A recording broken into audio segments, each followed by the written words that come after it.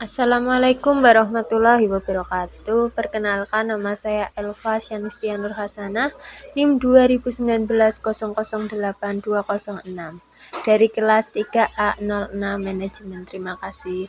Sejak penetapan UU Cipta Kerja pada tanggal 5 Oktober 2020 minggu kemarin, tepatnya pada sidang paripurna DPR, masyarakat banyak yang salah tafsir tentang UU Cipta Kerja tersebut. Mereka mensalah tafsirkan isi dari UU Cipta Kerja. Bahkan, mereka menuai aksi turun jalan. Mereka menganggap bahwa isi dari UU Cipta Kerja dapat merugikan masyarakat, terutama kaum buruh. Maka dari itu, mereka akan mendemokan isi dari UU Cipta Kerja. Namun, maksud dari pemerintah menciptakan UU Cipta Kerja untuk lebih memakmurkan masyarakatnya. Mereka tidak memahami isi dari UU Cipta Kerja terlebih dahulu. Mereka hanya memikirkan egonya. Maka dari itu, saya menyetujui adanya UU Cipta Kerja yang dikeluarkan oleh pemerintah tersebut. Saya akan menjelaskan alasan saya mengapa saya menyetujui adanya UU Cipta Kerja tersebut. Untuk itu, mari kita pahami. Yang pertama, kita harus paham apa itu sih UU Cipta Kerja. Yang paling mendasar, kita harus tahu cara membaca UU Cipta Kerja. Karena kacamata membaca UU Cipta Kerja dengan undang-undang yang sudah ada terdahulu itu sangat berbeda. Sebagai contoh ya, misalnya Undang-Undang A. Undang-Undang A itu melakukan revisi. Isi dari undang-undang itu direvisi lalu diamandemen. Setelah undang-undang itu diamandemen, maka undang-undang terdahulu itu tidak mungkin atau tidak akan dipergunakan di undang-undang yang telah diamandemen atau direvisi itu. Itu sangat berbeda dengan isi yang ada di UU Cipta Kerja. Di dalam UU Cipta Kerja, di dalamnya itu mengandung pasal-pasal yang sangat banyak yang mengatur tentang ketenagakerjaan. Itu sebagai contoh. Misalnya di dalam ketenagakerjaan itu ada pasal-pasal tertentu dan ada pasal dari undang-undang yang tidak tercantum di dalam UU Cipta Kerja Ketenagakerjaan. Maka UU undang-undang yang berlaku itu masih tetap dipergunakan di dalam UU Cipta Kerja tersebut. Jadi ini sangat berbeda dengan undang-undang yang sudah ada. Pemerintah sebenarnya sudah merealisasikan Undang-Undang Cipta Kerja ini dan memikirkan dampak-dampaknya. Sebenarnya UU ini diciptakan untuk memajukan kesejahteraan masyarakat dan rakyatnya. Namun, banyak masyarakat yang masih belum memahami cara membaca UU Cipta Kerja tersebut. Maka mereka banyak yang menolak adanya UU Cipta Kerja. Nah, lalu sekarang ini mari kita membahas manfaat yang telah digadang-gadangkan oleh Presiden Jokowi yang telah didraftkan sejak awal bulan Februari dan sampai saat ini telah disahkan pada saat bulan Oktober. Yang relevannya telah mencakup sekurang lebih 82 undang-undang dasar yang dijabarkan berisi menjadi 15 bab dan 174 pasal-pasal. Apa saja cakupannya? Presiden Jokowi mencakup yang pertama tentang peningkatan ekosistem investasi dan kemudahan perizinan. Yang kedua tentang perlindungan dan pemberdayaan UMKM dan koperasi. Yang ketiga, ketenagakerjaan yang saat ini sedang ramai sekali diperbincangkan di kalangan masyarakat. Dan yang keempat tentang kemudahan berusaha. Yang kelima tentang kawasan ekonomi. Yang keenam tentang investasi pemerintah pusat. Dan yang terakhir tentang proyek strategi nasional. Sebenarnya UU Cipta Kerja atau Omnibus Law ini dibuat oleh Presiden Jokowi untuk menarik investor asing menanamkan modal di Indonesia. Selain itu untuk mengatasi tumpang tindih pasal-pasal yang berlaku di Indonesia. Jadi UU Cipta Kerja ini sebenarnya sangat mempunyai banyak manfaat untuk pemberdayaan masyarakat yang ada di Indonesia ini, bukan malah sebaliknya. Jadi banyak orang mensalah tafsirkan UU Cipta Kerja ini akan memberatkan masyarakat kecil dan memberataskan masyarakat dengan kalangan tinggi. Maka dari itu sudah dijelaskan oleh Presiden Jokowi dan mengklarifikasikan tentang isu-isu yang telah beredar. Berikutnya kita akan menjelaskan tentang statement yang kemarin diperbincangkan. Di sini saya akan lebih menekankan tentang yang tadi telah dijelaskan sebelumnya tentang akan adanya peningkatan pembukaan lapangan pekerjaan baru, seperti yang dijelaskan oleh Menko Perekonomian Republik Indonesia Airlangga Hartarto. Cakupan substansi tersebut kami yakini dapat mendukung upaya kita bersama untuk mendorong peningkatan kegiatan ekonomi dan investasi seperti yang telah dijelaskan tadi. Pemerintah Presiden Jokowi membuat statement Omnibus Law ini untuk menarik investor asing ke Indonesia untuk menanamkan saham, sehingga akan dapat menciptakan lebih banyak lapangan pekerjaan bagi masyarakat dan pada akhirnya akan mampu mendorong perekonomian nasional bangsa kita ini sendiri. Maka dari itu sebenarnya tujuan Omnibus Law ini baik.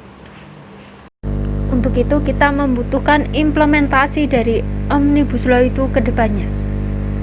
Maka dari itu untuk mengkajinya, mari kita membahas poin-poin penting yang saat ini tengah diperbincangkan oleh berbagai macam kalangan, terutama masyarakat serikat buruh, tentang yang pertama, waktu kerja.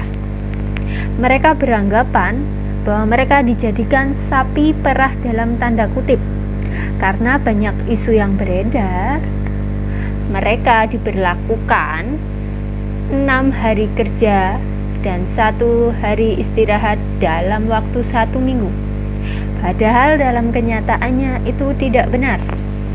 Dalam undang-undang yang sudah ada, sudah ditetapkan, waktu kerja tetap mengikuti ketentuan UU nomor 13 tahun 2003 pasal 79 ayat 2 tentang ketenagakerjaan yang saat ini juga ada di dalam UU Omnibus Law Cipta Kerja pasal 77 ayat 2.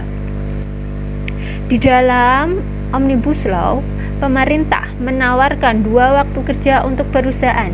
Jadi, perusahaan itu dapat memilih salah satu waktunya.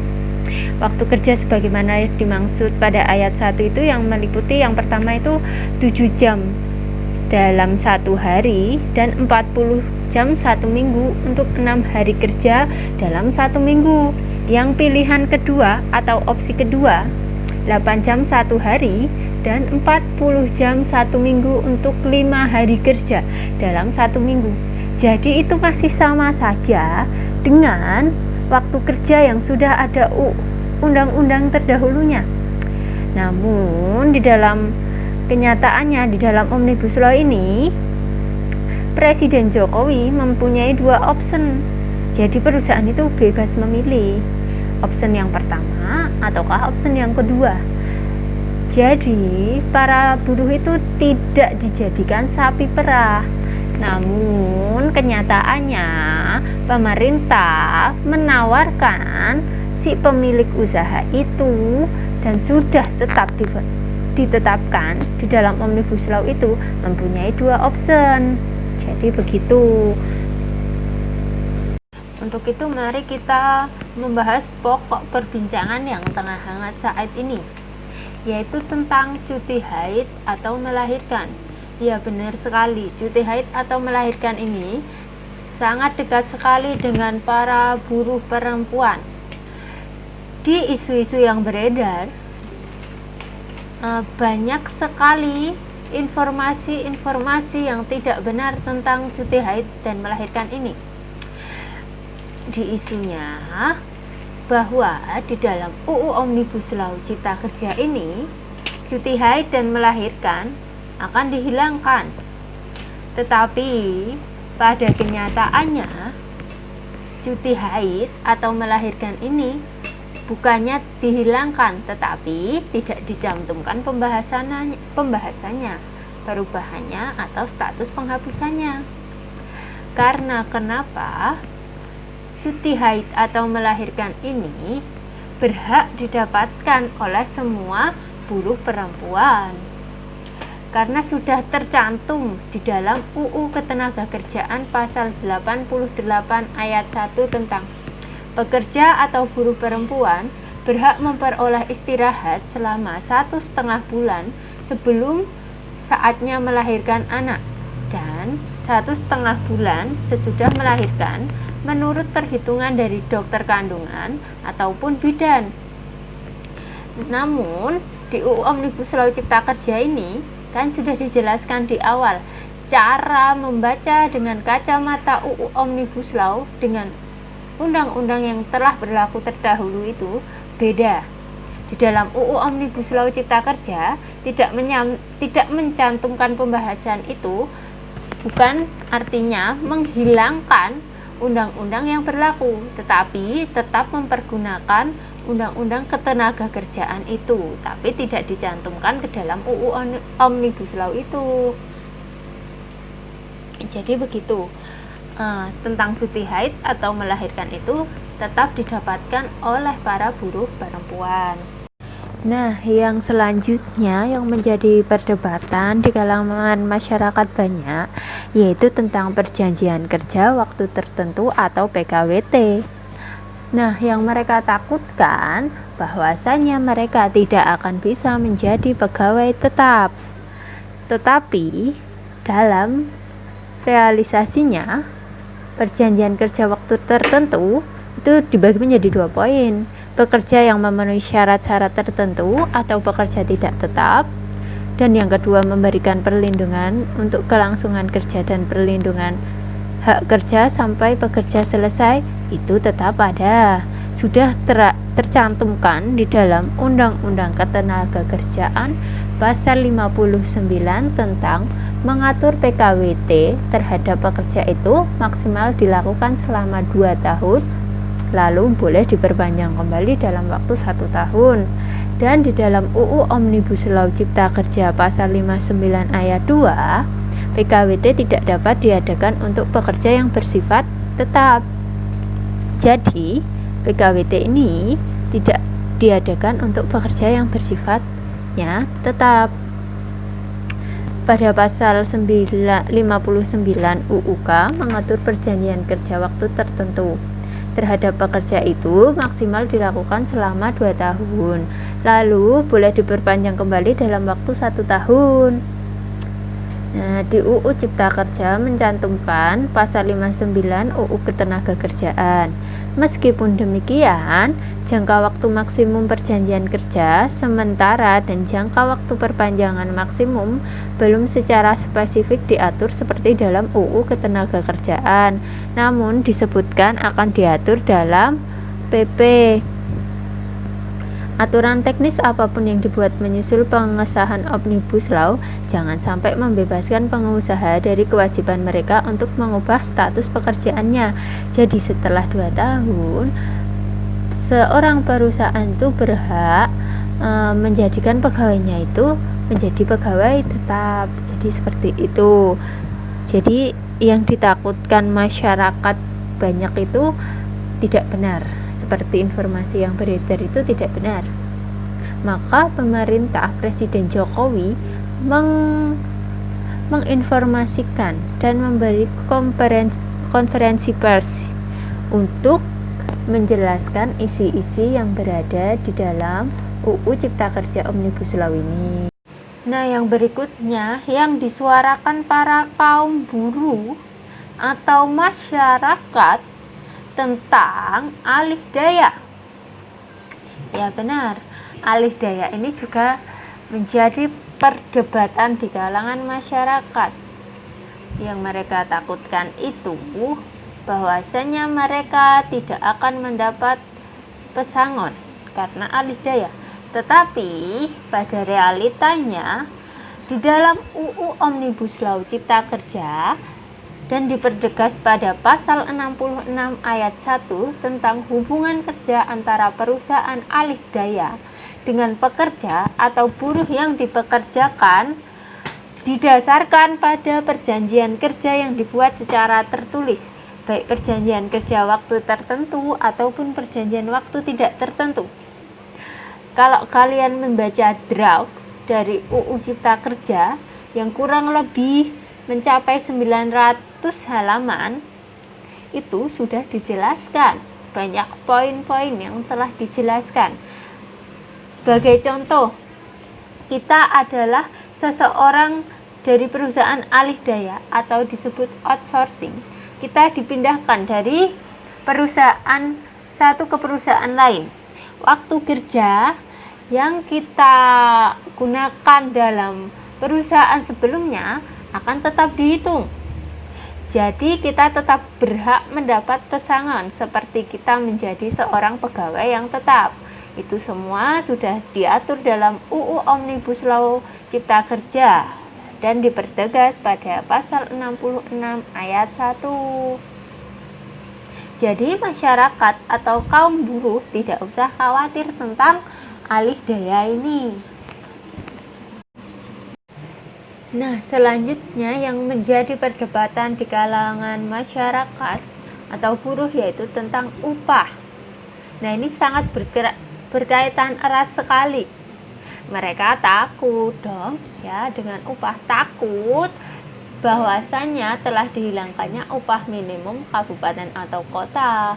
Jadi tidak adanya upah minimum ya membuat kanker atau kantong kering. Nah, itu yang mereka takutkan. Namun pada kenyataannya saya membaca di file drive, saya menemukan tentang UU Omnibus Law Cipta Kerja pada pasal 88C ayat 2, yaitu tentang gubernur dapat menetapkan upah minimum kabupaten atau kota dengan syarat tertentu.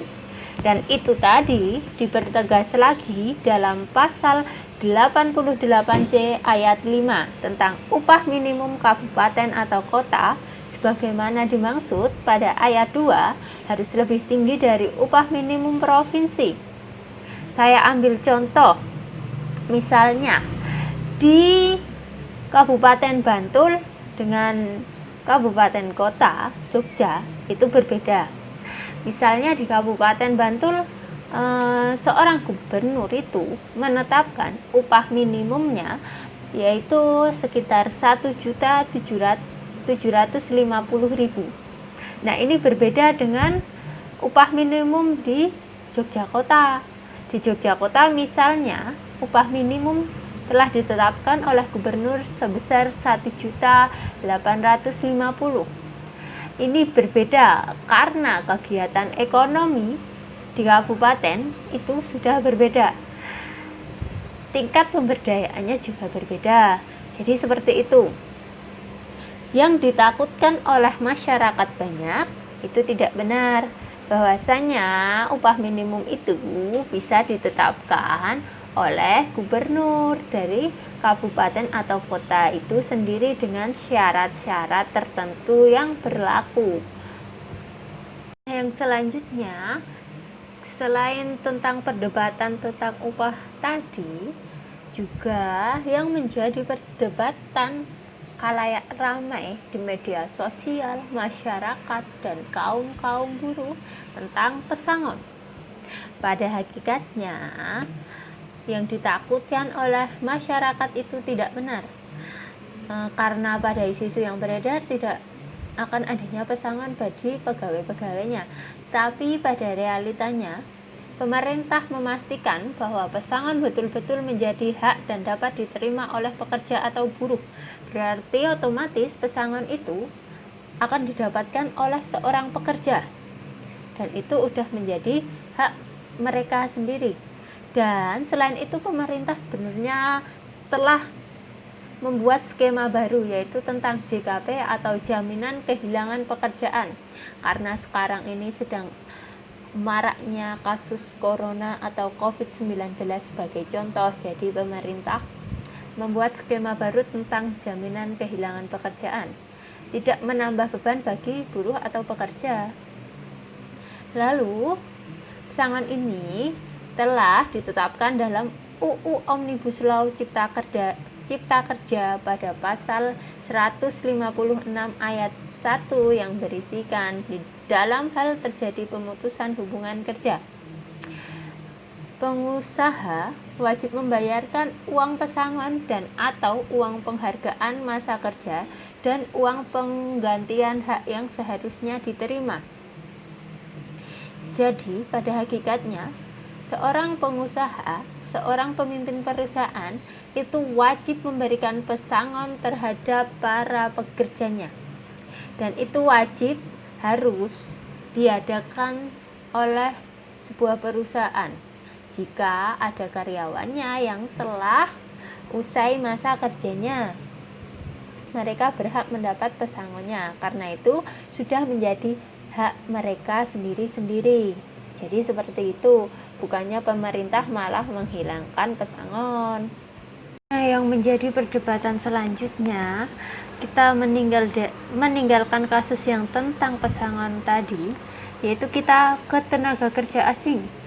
Nah, yang ditakutkan oleh masyarakat, kita aja yang bersaing dengan sama-sama orang Indonesia sudah susah, apalagi dengan TKA.